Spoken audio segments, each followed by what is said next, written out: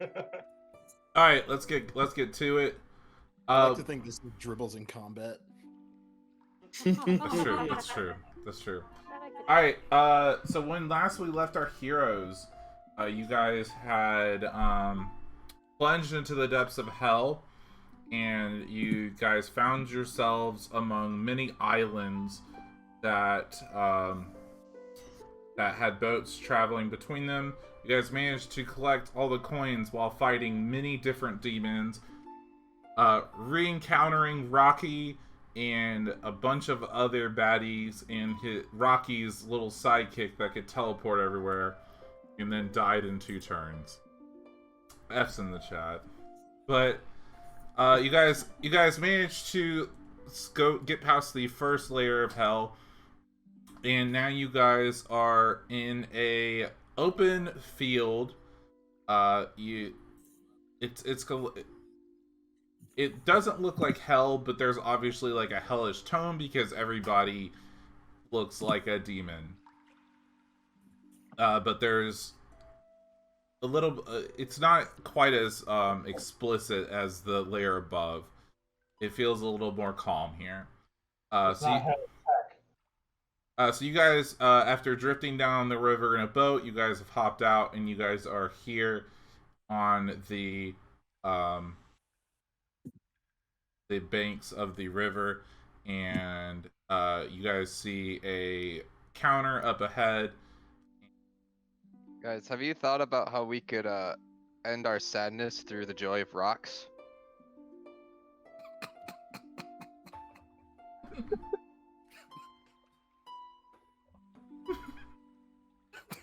I'm gonna take that as a no. No, do tell me. Rocks are pretty great, you guys. How much copper would we have to get? That actually just disrupted my bloodlust. Thanks, I appreciate that. Well, a lot of the people in mines are people who have failed to do the gladiators combat, so they end up losing their wager, which is part of their soul. In order to work back the soul fragments, we have them work in the mines. So, random question. If someone were to hypothetically compete in the gladiator competition and for some unknown fucking reason that could never happen lose, could they have someone else work off their debt who happens to really, really fucking like rocks for some reason? I'm a dwarf. I don't know what reason you want. I just fucking love rocks. Or can we take a 2-pronged approach where we have part of our party who really likes rocks going and mining to get us through this faster? Then we have to do less gladiatorial combat in the process. I bet I could mine more rocks than you, little bitch boy. Mine rocks too. Fucking love rocks. I love rocks. I mean, what is water? If we have to, I would totally suck his dick for a pallet of water. Just throwing that out there. Do you want to try and Do you guys did no one take conjure water? That's a thing. I know it's a thing, but I avoided it when you made the ruling that that lungs didn't count as containers.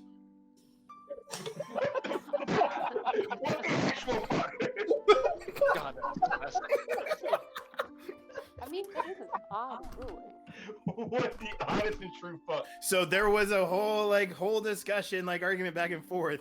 Do lungs constitute containers? Because conjure water, you have to fill a container with water. So people were asking that because then you could literally, with a level 1 spell, drown something to death. I said that no, that sounds unreasonable. And Dud said no, we're not doing that. He said no. I guess we won't. I won't take conjure water then. Fuck it. We don't need water. Yeah, but before we do that, can we huddle up real quick, gents? Can we huddle up real quick? Ia and gents, let's do this. Hey, everybody bring it in. We're in the second layer of hell, boys and girls. We're down here. We're gonna find my dad. We're gonna find my mom. If they're not down here, we're gonna fuck up a whole lot of demons, all right? we're going to kill as many demons as humanly possible to get to as many mind flayers as we can, fuck up all those mind flayers, get to Morwena, yank off all of her tentacles, cook it up to some takoyaki, and feed it right back to the bitch as she's dying, all right? We're going to enter these gladiator games, and we're going to do our best, all right? That's all we can ask. Mikey, mind the hell out of those rocks when the time comes. Everybody else, murder the fuck out of whoever gets in your way.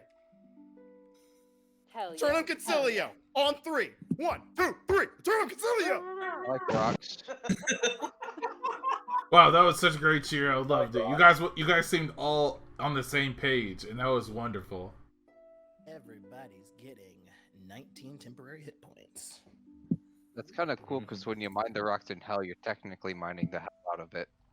So, hey, quick question. When you guys said you were gonna kill a bunch of demons, like, Not Igor, so you're cool, baby. You're cool. Alright, You're alright. good. It's all good, baby. all right, cool. Hey, Hey, listen, because honestly, y'all look a little scary. I don't want to mess with y'all.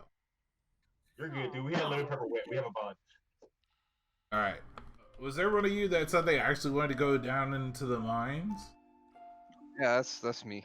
Okay. I guess I'll send you there. I mean, typically people don't volunteer to go to the mines, but if that's what you're feeling, then I mean, have you ever mined rocks before? I mean, yeah, I've mined rocks, but typically I don't look back on those times fondly. But to each, I'm not gonna kink shame. We don't kink shame. like- We don't kink shame here in hell. That's not what we back in do. North High School, we'd skip and go mine rocks all the time. Oh, well, that sounds that. Listen, different strokes for different folks. And he snaps his fingers, and Mikey, you're teleported. And Oh, this is pretty Hi, cool place. Mikey.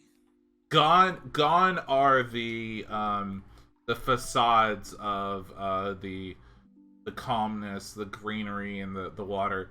You're in like straight hell, and it's like it forget the music because I'm not going to change it for this one scene. It's like fiery and brimstone everywhere. You see a bunch of chained souls, and you see a demon, and he's like, "Wait, you're not chained. You what? Wait, do you want to be here?" Oh, I mean, it's got like fire. It's got like rocks. I like fire. I like rocks. It seems like it's a pretty cool place you got here. How'd you make it? I mean, we're just mining in the depths of hell. Oh. Okay, Yeah, so I haven't mined there before. We tried to get down here once. We had a few too many beers, and we thought we would make it all the way down. okay. There's some good times. Well, I would say we would eternally punish you, but you seem to be enjoying this, so we'll just let you at it. You don't have a quota, just mine the rocks. Okay, can I keep them? We'll let you keep half since you aren't really earning anything. Where's the other half go? Yeah. What happens there? What happens to the other half? What are you doing with these rocks? We can't tell you that. I mean, it's gotta be something pretty great if you got all these rocks. They're a special rock. Well, all rocks are pretty special. I mean, come on, man. Yeah, they are special, especially down here. So, I mean, get to work? It's not really work if you love what you do. I guess so. So, Mikey is mining rocks. We'll check in on him every now and then. You guys come to the second section of the race, and you come to a cross in the paths. You can jump onto the left building, or you can try to make the jump onto the right building. The problem with the right building is it's a little slanted, so you'd have to make an athletics check to try to make the jump.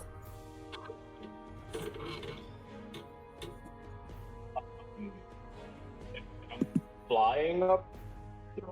Would I still do that? Yeah, you can just fly over the building. Oh.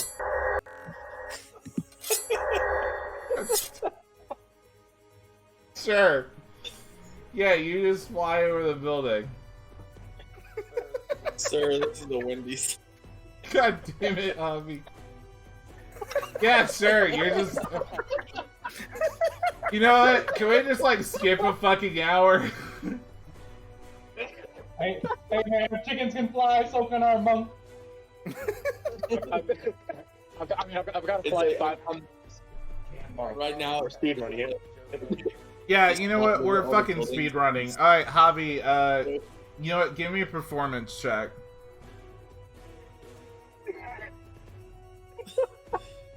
Okay.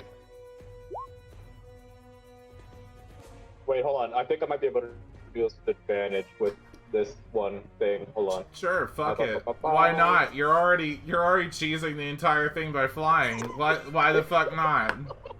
Do a barrel roll. I love you. I'm just imagining like Joe Cat just flying over all the buildings and like Charles being pulled along with the other archers, and I'm like waiting to use Ray of Frost and someone gets close. And You know what? This is my fault for not seeing this and going, yeah, maybe I should change this because we got a fucking member who can fly. That's my fault. That's my fault. It's not just. You said it's 500. It's 500 feet, right? The distance. Yeah, but like, you don't have to make checks because you can just fly. So. Well, no, I was also going to say that if Coley hasted me, I could get to 600. I could get to 640. Yeah, you know, fuck it. 500? So But yeah, you just about 0.6 of a turn. you literally fly all around the arena, and yeah, you win. Fuck it.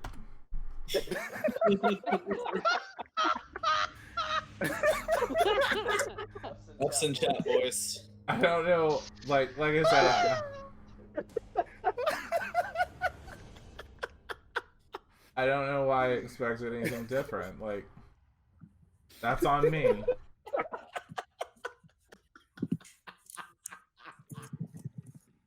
That's on me. Yeah, so yeah, of course I was like, damn, that was really great. You guys, man, I've never seen anyone complete it that fast. It felt like it was over, and no one had to make any rolls. It was never in any doubt.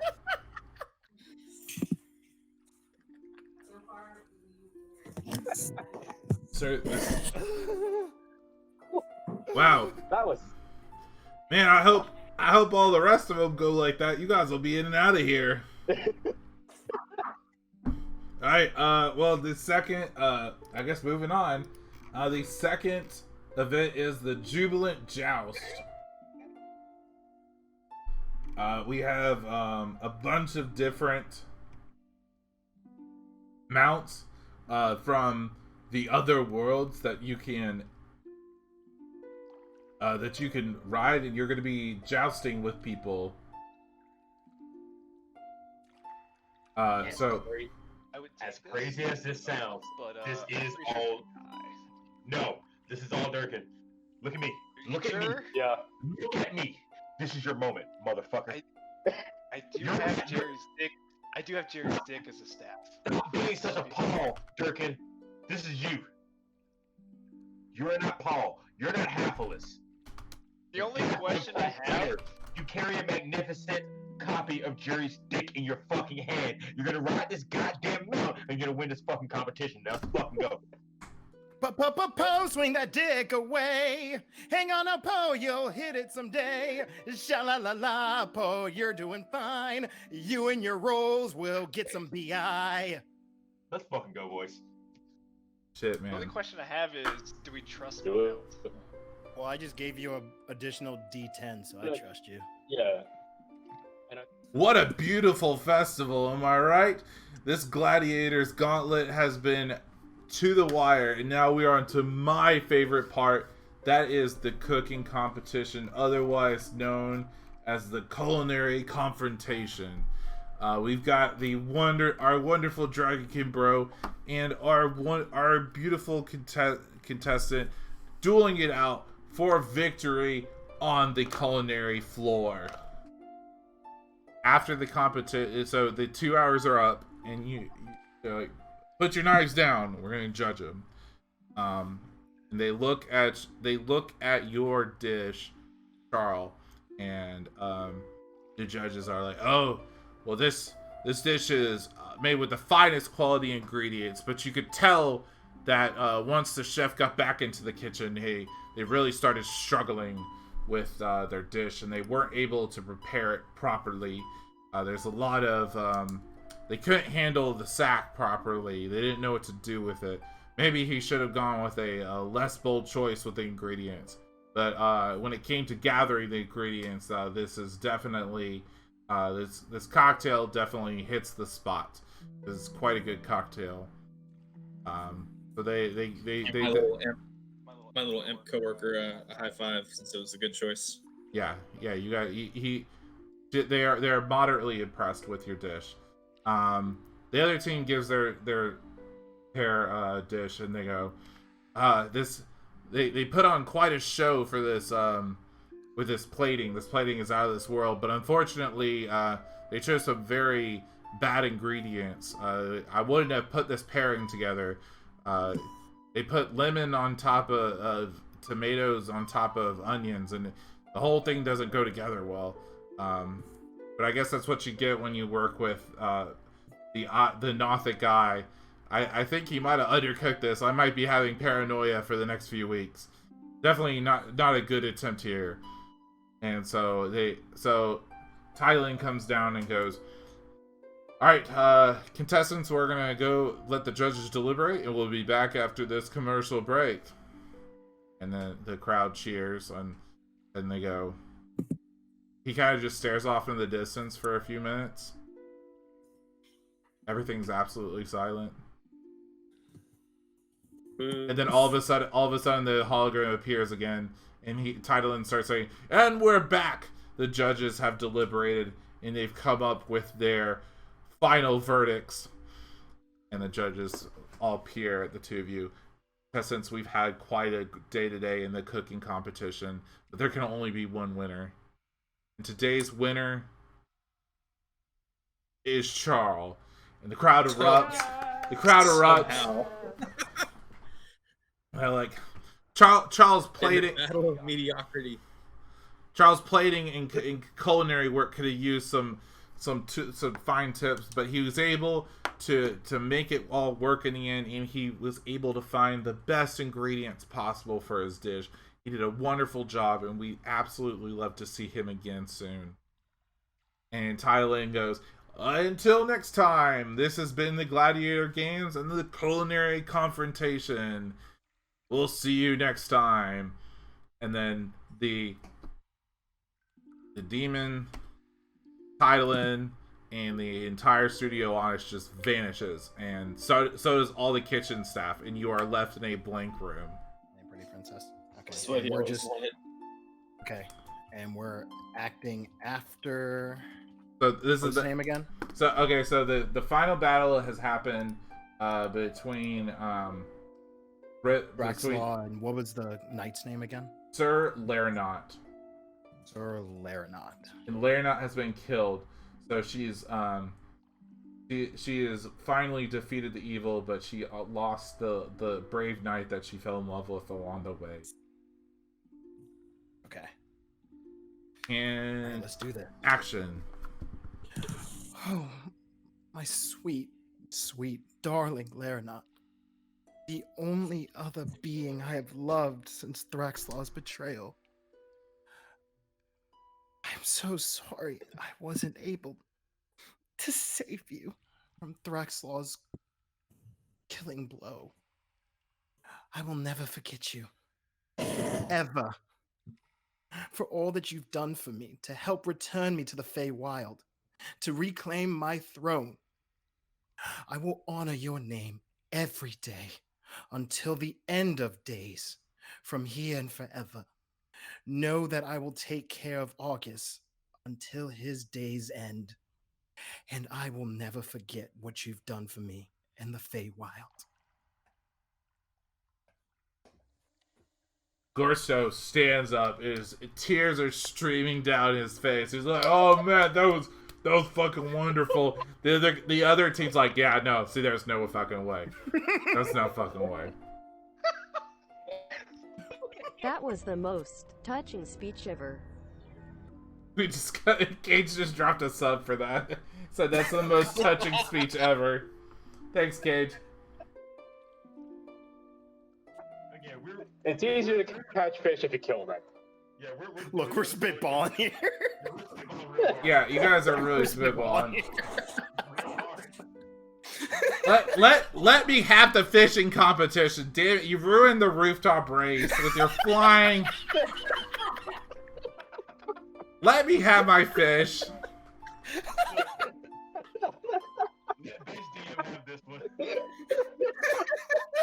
Just let me have my festival, damn it. Okay, listen, DM, you get this one thing this one time. Oh yeah, thank you guys. Don't you ever ask us for anything ever again. Yeah, speaking of which. I don't know, like my favorite part of the rooftop race is all the, like, it just seemed tailor-made from Joker to fuck it up. Like, the flying, like, the arrows, just catch, you can just catch the projectiles, just jump over any obstacles, like, go the entire distance in one turn. I don't know what I expected. Oh, Oh shit, I can actually listen to the music now. Oh god. I forgot about music that. Is back. The hype music is back. Ugh. I love this song. Let's crank it a little. There we go. Oh, fuck yeah. You weren't able to find a way to export the music, were you, Duds? No. No way. Okay, damn. I love this song. Alright. So as the festival fades and your boat drops, it suddenly crashes into a forest. And from what y'all can see, you see a hellish battle taking place on this level. Where you guys have landed in a giant maze of trees at the beginning of what appears to be a hexagonal platform that leads down until a fight that looks a creature that looks a lot like Gorsto, but like a lot less tame, waits there. You also see off in the distance, you see an abomination that looks to be a hybrid between a demon and a mind flayer that is currently, it appears and it is currently raging. The aura it emanates is seen. You guys are very far away, but you guys can still see it through the trees. And it is currently going berserk on the platform. When you appear on the platform in the woods, you see a giant figure that is floating in the back. I thought I had a tone for him. I probably got rid of him at some point, so we'll just use this guy. I don't know if you guys remember way back in the Sunless Citadel, our crazy boy Belloc, who was trying to make animated plants. He says, "I finally done it. I will conquer this level of hell with my treant army." And as he says that, the abomination comes over. It instantly decapitates him. And he falls over dead. And the abomination lets out a shriek. Everybody roll initiative. I'm gonna click your fucking token first. Yeah, click, wait, hold on. Oh, there we go.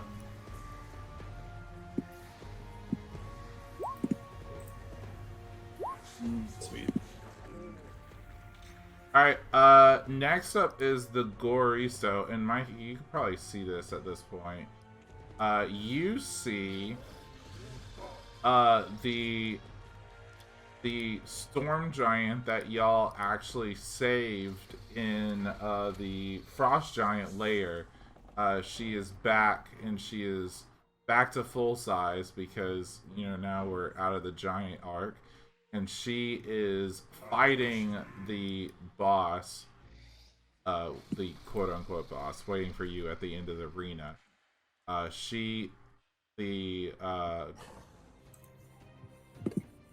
am I going with that? Yeah, you kill the angry Gorsto. As he does, a red key falls onto the ground, and the storm giant. I think her name was Jill. Jill says, "It's great to fight alongside you, my compatriots. It's been a while since I was killed. It's been a while since I was killed by the Beholder. I've come down into the depths of hell to reclaim my glory as a warrior, and I've been doing quite well. Unfortunately, we have new inhabitants that seem to be causing a bunch of chaos. I'm hoping that you guys can help me in this next area. And as you look off into the next hexagonal arena, you notice that beyond Jill is completely dark. And that's where we'll leave off for now, because it's nearly fucking midnight and I'm very tired. Dudley, can you do me a favor? What's up? Pet dog. Pet dog? Charlie, Dog. come here. Come here. Pet dog. Come here. Come on up. Come on. Pet dog. You pet dog. Yay, pet the dog.